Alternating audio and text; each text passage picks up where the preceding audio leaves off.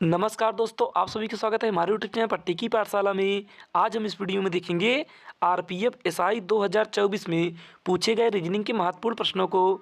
यदि आप RPF SI का फॉर्म अप्लाई किए हैं तो यह वीडियो आपके लिए अत्यधिक महत्वपूर्ण होगा। इसलिए दोस्तों आप लोग इस वीडियो को अंत तक जरूर देखना, और अभी तक आप लोगों ने हमारे चैनल को सब्सक्राइब नहीं किया तो कृपया करके ज़रूर जाकर चैनल को सब्सक्राइब कर लीजिए और बेल आइकन को ऑल पर जाकर क्लिक कर दीजिए। तो देखिए दोस्तों, यहाँ पर देखेंगे तो यहाँ पर पहला प्रश्न दिया हमारे पास, यल जी की बहन है, जी यम का पुत्र है, यम का विवाह डी से हुआ है, डी ई की बहन है, ई सी का पुत्र है, सी का विवाह यस से हुआ है, यस पी की बहन है, यल ई से किस प्रकार संबंधित है। तो देखिए दोस्तों, यहाँ पर हम सबसे पहले बनाएंगे यल जी की बहन है, तो यहाँ पर हम बनाएंगे यल जी की बहन है। तो यहाँ पर अगर यल बहन है तो यह होगी वृत्त में, क्योंकि अगर महिला रहेगी तो उसे हम दर्शाएंगे वृत्त में, और अगर पुरुष रहेगा तो उसे दर्शाएंगे हम चतुर्भुज में। तो यहाँ पर दोस्तों जी का जेंडर क्लियर नहीं है। तो यहाँ पर आगे देखेंगे तो आगे दिया यहाँ पर जी यम का पुत्र है, तो यहाँ पर जी जो है यम का पुत्र है, तो यहाँ पर जी होगा पुरुष, क्योंकि यहाँ पर यम का पुत्र है, तो यहाँ पर यम होगा ऊपर। अगर दोस्तों बड़ा होगा तो वह होगा ऊपर, और छोटा रहेगा तो वह होगा नीचे, और बराबर रहेगा तो वह होगा बराबर में। उसके बाद आगे यहाँ पर देखेंगे तो यहाँ पर दिया है यम का विवाह डी से हुआ है, तो यहाँ पर यम है और इसका विवाह डी से हुआ है, तो यहाँ पर डी यहाँ पर होगा। उसके बाद आगे यहाँ पर फिर देखेंगे तो आगे दिया यहाँ पर डी ई की बहन है, तो यहाँ पर जो डी है यह ई की बहन है, तो यहाँ पर अगर डी बहन है तो यह होगी वृत्त में। उसके बाद अगर डी महिला है तो यम होगा पुरुष, क्योंकि दोनों विवाहित हैं। उसके बाद आगे यहाँ पर दिया है ई सी का पुत्र है, तो यहाँ पर देखेंगे तो यहाँ पर ई है और यह सी का पुत्र है, तो यहाँ पर सी होगा ऊपर, और ई पुत्र है तो यह होगा चतुर्भुज में। उसके बाद आगे फिर पढ़ेंगे तो आगे दिया है सी का विवाह यस से हुआ है, तो यहाँ पर सी का विवाह यस से हुआ है तो यहाँ पर बराबर में होगा यस। उसके बाद आगे फिर देखेंगे तो यहाँ पर दिया है यस पी की बहन है, तो यहाँ पर जो यस है यह पी की बहन है, तो अगर यस बहन है तो यह होगा वृत्त में, और अगर यस महिला है तो सी होगा पुरुष, क्योंकि यस और सी दोनों पति पत्नी हैं। तो यहाँ पर दोस्तों अब हमसे अंतिम में पूछा है कि यल ई से किस प्रकार संबंधित है, तो यहाँ पर बताना है हमें यल ई का क्या लगेगा। तो यहाँ पर देखेंगे तो यहाँ पर ई, यहाँ पर दोस्तों यल है और यहाँ पर ई है, तो यहाँ पर देखेंगे तो यहाँ पर अगर जी का पिता यम है तो यल का भी पिता यम होगा, और उसके बाद जी की माँ अगर डी है तो यल की भी माँ डी होगी। उसके बाद यहाँ पर दोस्तों हम ऑप्शन को देखेंगे तो यहाँ पर पहला ऑप्शन दिया हमारे पास पत्नी की बहन, तो यहाँ पर दोस्तों यल पत्नी की बहन ई की नहीं लगेगी, तो यहाँ से हमारा पहला ऑप्शन गलत हो गया। उसके बाद दूसरा ऑप्शन देखेंगे तो यहाँ पर दिया है भाई की पुत्री, तो यहाँ पर दोस्तों देखेंगे तो यहाँ पर हमारे पास ई यहाँ पर है और यल यहाँ पर है, तो यहाँ पर दोस्तों होगी बहन की पुत्री यल, तो यहाँ पर हमारा दूसरा भी ऑप्शन गलत हो गया। अब तीसरा ऑप्शन देखेंगे तो यहाँ पर दिया है बहन की पुत्री, तो यहाँ पर दोस्तों देखेंगे तो यहाँ पर ई की बहन डी है और डी की पुत्री यल है, तो यहाँ पर हमसे पूछा है कि यल ई का क्या लगेगा, तो यहाँ पर यल ई का लगेगा बहन की पुत्री, यानी कि अगर इसे कहें तो बहन की पुत्री क्या होगी भांजी। लेकिन दोस्तों यहाँ पर ऑप्शन में हमारे पास दिया है बहन की पुत्री, तो यहाँ पर होगा बहन की पुत्री राइट आंसर। अगर यहाँ पर भांजी होता तो भांजी भी हमारा होता करेक्ट उत्तर। तो फिर चलिए दोस्तों, अगर आपको यह प्रश्न समझ में आया है तो कृपया करके एक लाइक जरूर करिएगा। अब हम देखते हैं प्रश्न संख्या 2 को। तो देखिए दोस्तों, दूसरा प्रश्न दिया यहाँ पर, दूसरा भी प्रश्न दोस्तों हमारा ब्लड रिलेशन पर है, यानी कि रक्त संबंध पर, क्योंकि दोस्तों आपकी परीक्षाओं में एक प्रश्न उस टाइप का आया था यानी कि पहले प्रश्न की तरह, और एक प्रश्न इस टाइप के आया था, यानी कि दोस्तों ऐसे ही प्रश्न आपके आरपीएफ एसआई में पूछे जा रहे हैं। इसलिए दोस्तों आप लोग इस वीडियो को अंत तक जरूर देखना, क्योंकि दोस्तों जितने भी प्रश्न लिए हैं यही प्रश्न आपके परीक्षाओं में हूबहू देखने के लिए जरूर मिलेगा। इसलिए दोस्तों आप लोग वीडियो पर अंत तक बने रहना। तो देखिए दोस्तों, यहाँ पर दूसरा प्रश्न दिया हमारे पास, डी जी का अर्थ है डी जी का पिता है। उसके बाद डी हैज जी का अर्थ है डी जी की पुत्री है। उसके बाद आगे यहाँ पर दिया है डी स्टार जी का अर्थ है डी जी की माता है। उसके बाद डी माइनस जी का अर्थ है डी जी का पति है। तो यहाँ पर हमसे प्रश्न पूछा है कि A minus Q star B as rate R. तो यहाँ पर बताना है कि ए आर से किस प्रकार संबंधित है। तो देखिए दोस्तों ऐसे ही प्रश्न आपके परीक्षाओं में पूछे गए हैं। तो देखिए आप यहाँ पर सबसे पहले क्या बनाएंगे, यहाँ पर दिया है ए माइनस क्यू और माइनस का अर्थ है कि पति, यानी कि ए क्यू का पति है। तो यहाँ पर बनाएंगे ए जो है क्यू का पति है, पति होगा तो यह होगा बराबर में, और यहाँ पर होगा क्यू। अब देखिए दोस्तों अगर ए पति है तो यह होगा चतुर्भुज में, और क्यू महिला है तो यह होगी वृत्त में। उसके बाद आगे यहाँ पर दिया है स्टार, और स्टार का अर्थ है माता। तो यहाँ पर क्यू बी की माता है, तो यहाँ पर बी होगा नीचे और क्यू माता है। उसके बाद आगे यहाँ पर फिर दिया है बी आइजरेट आर, और आइजरेट का अर्थ है पिता। तो यहाँ पर बी आर का पिता है, तो अगर बी आर का पिता है तो बी होगा चतुर्भुज में और नीचे होगा आर। अब देखिए दोस्तों यहाँ पर प्रश्न पूछा है हमसे ए आर से किस प्रकार संबंधित है। तो यहाँ पर होगा आर और यहाँ पर ए। उसके बाद यहाँ पर बताना है कि ए आर का क्या लगेगा। तो यहाँ पर दोस्तों देखेंगे तो अगर बी की माता क्यू है तो बी का पिता आर होगा। तो यहाँ पर दोस्तों ऑप्शन को देखेंगे तो यहाँ पर पहला ऑप्शन दिया हमारे पास पिता का पिता। तो यहाँ पर देखेंगे तो ए यानी कि आर का पिता बी है तो बी का पिता ए है। तो यही हमारा पहला ही ऑप्शन करेक्ट होगा, यानी कि सही उत्तर होगा। तो फिर चलिए दोस्तों अब हम देखते हैं प्रश्न संख्या 3 को। तो देखिए दोस्तों यहाँ पर तीसरा प्रश्न दिया हमारे पास, निम्नलिखित में से कौन सी संख्या दी गई श्रृंखला में प्रश्नवाचक चिन्ह को प्रतिस्थापित करेगी। यानी कि दोस्तों आपकी परीक्षा में श्रृंखला से भी प्रश्न पूछे गए हैं। तो देखिए दोस्तों यहाँ पर हमारे पास दिया है 21, 23, 20, 22, 19, 21, प्रश्नवाचक चिन्ह। तो देखिए दोस्तों आप यहाँ पर देखेंगे तो हमारी श्रृंखला एक बार घट रही है, एक बार बढ़ रही है, फिर घट रही है, फिर बढ़ रही है। तो यहाँ पर दोस्तों हम लगाएंगे अल्टरनेट का नियम। तो देखिए दोस्तों यहाँ पर दिया है 21, 23, 20। तो यहाँ पर दोस्तों हम 23 को छोड़ देंगे, तो यहाँ पर हम 21 को देखेंगे 20 के साथ, और 20 को 19 के साथ, और 19 को इस प्रश्नवाचक चिन्ह के साथ। तो देखिए दोस्तों यहाँ पर आप देखेंगे तो यहाँ पर 21 में अगर 1 माइनस करेंगे तो यहाँ पर होगा 20, और 20 में 1 माइनस करेंगे तो यहाँ पर होगा 19, और 19 में 1 माइनस करेंगे तो यहाँ पर होगा 18। यानी कि दोस्तों इस प्रश्नवाचक चिन्ह के स्थान पर आएगा 18, जो कि ऑप्शन नंबर डी में दिए थे। डी होगा करेक्ट उत्तर। तो फिर चलिए दोस्तों अब हम देखते हैं प्रश्न संख्या 4 को। तो देखिए दोस्तों यहाँ पर चौथा प्रश्न दिया हमारा, विकल्पों में से उस वर्ण समूह का चयन कीजिए जो निम्नलिखित श्रृंखला में प्रश्नवाचक चिन्ह को प्रतिस्थापित कर सकता है। यानी कि दोस्तों यहाँ पर हमारा श्रृंखला दिया है लेकिन यह हमारा लेटर सीरीज है। तो देखिए दोस्तों ऐसे भी प्रश्न आपकी परीक्षाओं में पूछे गए हैं। तो देखिए यहाँ पर दिए हमारे पास PC, NA, LY, JW, उसके बाद कॉमा प्रश्नवाचक चिन्ह। तो देखिए दोस्तों यहाँ पर हमें बताना है कि इस प्रश्नवाचक चिन्ह के स्थान पर कौन सा वर्ड समूह होगा। तो देखिए आप यहाँ पर सबसे पहले इस तरह के प्रश्नों को करने के लिए आपको ए से लेकर जेड तक सभी का प्लेस वैल्यू याद होना चाहिए। तो यहाँ पर दोस्तों देखेंगे तो यहाँ पर पी और सी का प्लेस वैल्यू कितना होगा।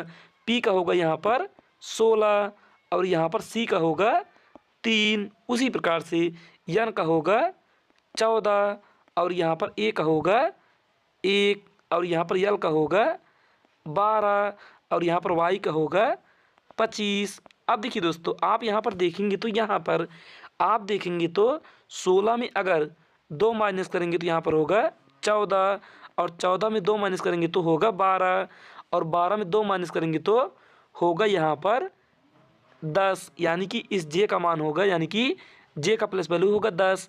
अब उसके बाद 10 में फिर हम 2 माइनस करेंगे तो यहाँ पर होगा 8, और 8 होगा हमारा एच का प्लस वैल्यू, तो यहाँ पर आएगा पहला लेटर एच। तो यहाँ पर दोस्तों हम ऑप्शन में देखेंगे तो यहाँ पर ऑप्शन सी और ऑप्शन डी में सिर्फ दोनों ऑप्शन में ही पहला लेटर एच है। तो यहाँ पर हमारा ऑप्शन ए और ऑप्शन बी गलत हो गया। अब उसके बाद आगे यहाँ पर देखेंगे तो यहाँ पर हमारे पास दिया है CAYW। तो यहाँ पर देखेंगे तो यहाँ पर 3 1 25, यानी कि दोस्तों यहाँ पर 3 में 2 घटाएंगे तो 1, और 1 में 2 घटाएंगे तो 25, और 25 में अगर हम 2 घटाएंगे तो आएगा 23, और 23 में 2 घटाएंगे तो आएगा 21, और 21 होगा हमारा यू का, यानी कि यू का प्लस वैल्यू होगा 21। तो यहाँ पर एच और यू होगा राइट आंसर, जो कि ऑप्शन नंबर डी में दिए थे, डी होगा करेक्ट उत्तर। तो फिर चलिए दोस्तों अब हम देखते हैं प्रश्न संख्या 5 को। तो देखिए दोस्तों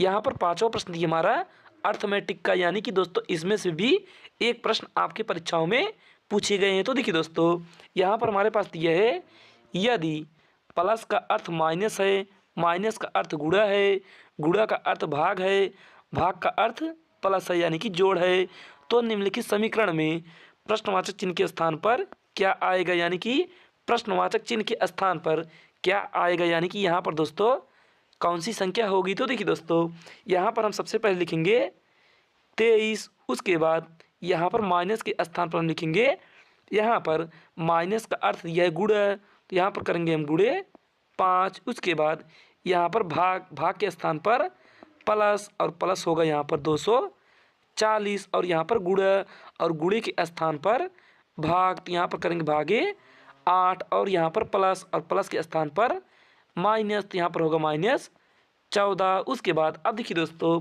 यहाँ पर हम सबसे पहले भाग देंगे, तो यहाँ पर हम 8 से काटेंगे 240 को, तो यह कितनी बार जाएगा, यह जाएगा 8 छंग 48, यानी कि 8 दूनी 16, 8 त्रिक 24, यह जाएगा 30 बार में। तो यहाँ पर होगा दोस्तों हमारा 30। उसके बाद यहाँ पर प्लस, अब 25 का गुणा 23 में करेंगे कितना आएगा, यह होगा 5 तिहाई 15, 15 की 5 हासिल 1, 5 दूनी 10, 1 11, यानी कि 115, और प्लस 30 और माइनस 14। अब देखिए दोस्तों 115 में 30 जोड़ेंगे तो यहाँ पर होगा 5, और यहाँ पर होगा 4, और यहाँ पर 1, यानी कि 145। अब इस 145 में अगर हम 14 घटाएंगे तो यहाँ पर आएगा 5 में 4 घटाएंगे तो 1, उसके बाद 4 में 1 घटाएंगे तो 3, और यहाँ पर 1, यानी कि यहाँ पर इस प्रश्नवाचक चिन्ह के स्थान पर आएगा 131, जो कि ऑप्शन नंबर तीसरे में दिए थे, तीसरा होगा हमारा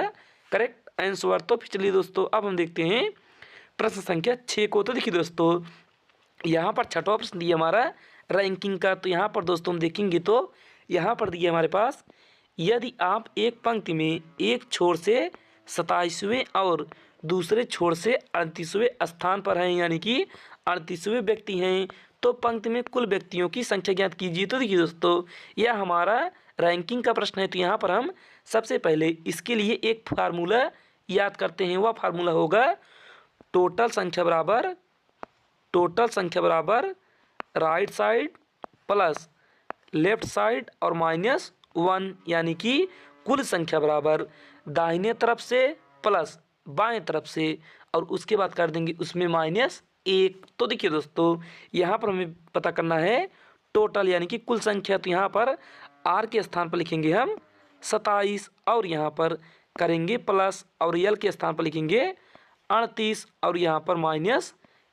अब देखिए दोस्तों यहाँ पर 27 में 38 जोड़ेंगे तो कितना आएगा, 8 7 15, 15 की 5 हासिल 1, 3 2 5 1 6, यानी कि 65, और 65 में 1 घटाएंगे तो यहाँ पर आएगा 64, यानी कि कुल व्यक्तियों की संख्या होगी 64, जो कि ऑप्शन नंबर ए में दिए थे, ए होगा करेक्ट उत्तर। तो फिर चलिए दोस्तों अब हम देखते हैं प्रश्न संख्या 7 को। तो देखिए दोस्तों यहाँ पर 7वां प्रश्न दिया हमारे पास, मानसी दक्षिण की ओर 30 मीटर चली, बाईं मुड़ी और 15 मीटर चली, फिर वह दाएं मुड़ी 20 मीटर चली, फिर से वह दाएं मुड़ी और 15 मीटर चली, वह प्रारंभिक बिंदु से कितनी दूर है। यानी कि दोस्तों आपके परीक्षाओं में दिशा से भी प्रश्न आया हुआ है, यानी कि डायरेक्शन से भी प्रश्न पूछा गया है। तो देखिए दोस्तों यहाँ पर हम सबसे पहले बनाएंगे मानसी दक्षिण की ओर 20 मीटर चली, तो यहाँ पर दक्षिण होगा हमारा नीचे, तो यहाँ पर मानसी 20 यानी कि मानसी 30 मीटर दक्षिण की ओर चली। उसके बाद बाएं मुड़ी और 15 मीटर चली, इसका बायां होगा इस साइड यानी कि पूरब में, तो यहाँ हो गया 15 मीटर। उसके बाद फिर दाएं मुड़ी और 20 मीटर, तो दायां होगा नीचे यानी कि दक्षिण की ओर और 20 मीटर। उसके बाद फिर वह दाएं मुड़ी और 15 मीटर चली, तो इसका दायां होगा अब पश्चिम में, और यह कितना चली 15 मीटर। उसके बाद वह आरंभिक बिंदु से कितनी दूर है, तो यहाँ पर दोस्तों देखेंगे तो यहाँ पर आरंभिक बिंदु इसका होगा यहाँ पर और अंतिम बिंदु होगा यहाँ पर। तो यहाँ पर दोस्तों इसकी बीच की दूरी 30 और इन दोनों की बीच की दूरी 20, क्योंकि दोस्तों अगर यहाँ पर 20 है तो यहाँ पर भी 20 होगा, तो यहाँ पर हो गया टोटल 50 मीटर, जो कि ऑप्शन नंबर सी में दिए थे, इसी होगा करेक्ट उत्तर। तो चलिए दोस्तों अब हम देखते हैं प्रश्न संख्या 8 को। तो देखिए दोस्तों यहाँ पर 8वां प्रश्न दिया हमारे पास, एक विशिष्ट कूट भाषा में MOST को 3 4 7 2 के रूप में कूटबद्ध किया जाता है और STOW को 2 6 3 4 के रूप में कूटबद्ध किया जाता है। दी गई कूट भाषा में यम के लिए कूट क्या है। यानी कि दोस्तों आपकी परीक्षाओं में यह भी प्रश्न पूछा गया था। यानी कि दोस्तों देखिए आपके परीक्षाओं में टाइप यही रहेगा, लेकिन अंक बदले जा सकते हैं। तो देखिए दोस्तों आप यहाँ पर सबसे पहले लिखेंगे MOST और यहाँ पर दिया है इसका कोड भाषा में 3 4 7 और 2। उसके बाद यहाँ पर आगे दिया है STOW और इसका कोड दिया है 2 6 3 4। अब देखिए दोस्तों यहाँ पर हम देखेंगे तो यहाँ पर इस शब्द में यानी कि MOST में और STOW में कौन सा लेटर कॉमन है। तो यहाँ पर दोस्तों देखेंगे तो यहाँ पर हमारे पास O कॉमन है, तो यहाँ पर हमारे पास संख्याओं में 3 कॉमन है। उसके बाद यहाँ पर S कॉमन है और संख्या में हमारे पास 2 कॉमन है, और यहाँ पर T कॉमन है और यहाँ पर संख्या में हमारे पास 4 कॉमन है। अब देखिए दोस्तों यहाँ पर सिर्फ बचा हमारे पास यम और यहाँ पर 7। तो यहाँ पर यम का कूट पूछा है तो यम का कूट होगा 7, यानी कि यम का कूट शब्द होगा 7 और 7 हमारे ऑप्शन नंबर डी में दी थी, डी होगा करेक्ट उत्तर। तो चलिए दोस्तों अब हम देखते हैं प्रश्न संख्या 9 को। तो देखिए दोस्तों यहाँ पर 9वां प्रश्न दिया हमारे पास, एक निश्चित तर्क के अनुसार 5 24 से संबंधित है, समान तर्क के अनुसार 9 80 से संबंधित है। समान तर्क का अनुसरण करते हुए 14 निम्नलिखित में से किससे संबंधित है। तो देखिए दोस्तों इस तरह के भी प्रश्न आपके दोस्तों आपके परीक्षाओं में पूछे गए हैं। तो देखिए दोस्तों आप यहाँ पर सबसे पहले देखेंगे कि इस 5 का संबंध इस 24 से किस प्रकार है और वही सेम संबंध 9 का इस 80 के साथ किस प्रकार है। तो देखिए दोस्तों आप यहाँ पर अगर इस 5 का करेंगे स्क्वायर कितना आएगा, यहाँ पर होगा 25 और 25 में 1 घटाएंगे तो यहाँ पर आएगा 24, जो कि यहाँ पर आगे 24 दिया है। इसी प्रकार से 9 का करेंगे आप स्क्वायर, 9 का स्क्वायर कितना होगा 81 और 81 में 1 घटाएंगे तो यहाँ पर आएगा 80, जो कि यहाँ पर आगे दिया है। इसी प्रकार से अब हम 14 में भी करेंगे। तो देखिए दोस्तों अगर आपको 14 का स्क्वायर आता है तो अच्छी बात है, क्योंकि अगर आपको 14 का स्क्वायर पता होगा तो आप इसे तुरंत हल कर सकते हैं। तो देखिए आप यहाँ पर सबसे पहले 14 का करेंगे स्क्वायर, 14 का स्क्वायर होगा 196 और यहाँ पर करेंगे 1 माइनस, तो यहाँ पर आएगा 195, यानी कि इसका राइट आंसर होगा ऑप्शन नंबर सी, यानी कि 195। तो फिर चलिए दोस्तों अब हम देखते हैं प्रश्न संख्या 10 को। तो देखिए दोस्तों यहाँ पर 10वां प्रश्न दिया हमारा सिटिंग अरेंजमेंट, यानी कि दोस्तों ऐसे भी प्रश्न आपके आरपीएफ एसआई में पूछे गए हैं। तो देखिए दोस्तों आप यहाँ पर देखेंगे तो यहाँ पर दिया है A, B, C, D, E और F एक वृत्त में खड़े हैं और वृत्त के केंद्र के सम्मुख होकर बात कर रहे हैं, यानी कि दोस्तों यह हमारा सिटिंग अरेंजमेंट का प्रश्न है। तो देखिए दोस्तों, यहाँ पर हमारे पास कितने व्यक्ति हैं, यहाँ पर दोस्तों हमारे पास टोटल 6 व्यक्ति हैं। तो यहाँ पर हम 6 व्यक्तियों का स्थान बना देंगे, और यह एक वृत्त में है तो यहाँ पर हम वृत्त भी बना लेंगे। उसके बाद आगे यहाँ पर प्रश्न पढ़ेंगे, तो यहाँ पर दिया है ई सी के निकटतम दाएं खड़ा है। तो यहाँ पर दोस्तों बनाएंगे ई जो है सी के निकटतम दाएं। तो यहाँ पर हम बनाएंगे सी को, क्योंकि सी का दायां होगा ऊपर, तो यहाँ पर हो गया ई। उसके बाद आगे यहाँ पर दिया है डी सी के बाएं तीसरे स्थान पर खड़ा है। जो डी है वह सी के बाएं, सी का बाएं कहाँ होगा, इस साइड होगा, और तीसरे स्थान पर पहला, दूसरा और तीसरा यहाँ पर हो गया डी। उसके बाद आगे यहाँ पर फिर देखेंगे तो ए एफ के दाएं से दूसरे स्थान पर खड़ा है। तो यहाँ पर ए जो है एफ के दाएं दूसरे स्थान पर, तो यहाँ पर हम एफ को कहाँ पर बनाएंगे, यहाँ पर हम एफ को बना लेते हैं, और इसका दायां होगा यहाँ पर हो गया ए। उसके बाद आगे यहाँ पर देखेंगे तो एक स्थान खाली है, तो यहाँ पर हम बना देंगे बी को। तो देखिए दोस्तों, यहाँ पर हमसे प्रश्न पूछा है कि डी के निकटतम दाएं कौन खड़ा है। तो यहाँ पर होगा दोस्तों है, तो यहाँ पर डी के निकटतम दाएं कौन खड़ा है। तो यहाँ पर हमारे पास यहाँ पर डी है, और इसका दायां होगा इस साइड, यानी कि घड़ी के विपरीत दिशा में। तो यहाँ पर होगा ए, यानी कि ए होगा हमारा करेक्ट उत्तर, जो कि ऑप्शन नंबर डी में दिए थे, डी होगा करेक्ट आंसर। तो चलिए दोस्तों, अगर आपको हमारा एनालिसिस का वीडियो अच्छा लगा हो तो कृपया करके सबसे पहले वीडियो को एक लाइक करिएगा, और चैनल को सब्सक्राइब कर लीजिएगा, और अपने दोस्तों के पास ज़रूर शेयर करिए, क्योंकि दोस्तों मैंने आपको इस वीडियो में जितने भी प्रश्न बताए यह सभी आपके परीक्षाओं में देखने के लिए ज़रूर मिला है। तो चलिए आज के लिए बस इतना ही, धन्यवाद।